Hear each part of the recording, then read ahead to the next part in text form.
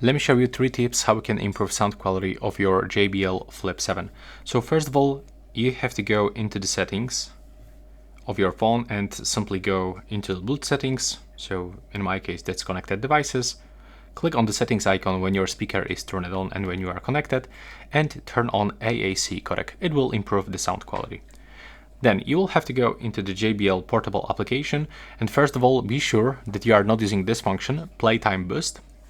And also you can set up equalizer up to your preferences. So here, if you want to boost bass of this speaker, then I can recommend you to put the first and the second bar at the top. So that's like 6.0, yeah, 6.0. This third one into the 4.5. And this one I will actually lower a little bit like that. And in my opinion, it sounds pretty good. But also you can go into your streaming service.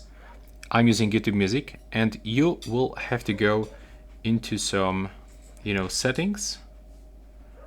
Go into data saving. Basically just find something about the quality of your streaming service. And be sure that you set up to always high to get the best quality over the Wi-Fi and the mobile data.